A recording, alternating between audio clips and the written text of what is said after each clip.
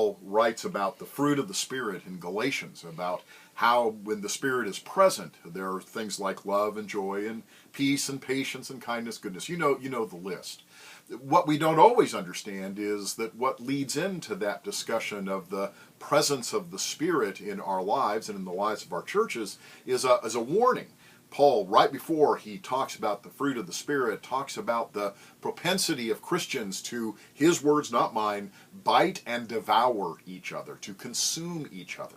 He understood that it's hard to be in community. It's hard to find ways of getting along with each other, and that the only way that we can really expect that to happen is through a miracle of the Holy Spirit, the fruit of the Spirit, the power of the Spirit indwelling us and facilitating the growth of those fruit. I was reminded of this recently when here at the church we were going through a conversation about a very divisive issue, and passionate positions were being discussed.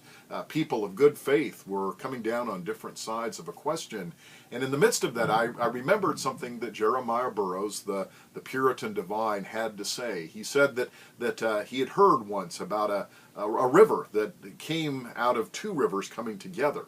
He named them as the Danube River and the Sava. He said these two rivers came together and flowed for the better part of 20 miles between the banks, but they flowed together separately. One river was, the water was one color, and the water of the other river was a different color. And he said he knew that these rivers flowed side by side, different, but side by side within the banks of the same river. And he saw that as a model for the church.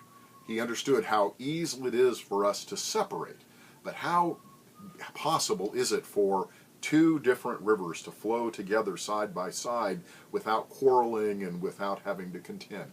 It's an image of the way that I think church is supposed to work, but the only way it will happen is if we trust the Holy Spirit.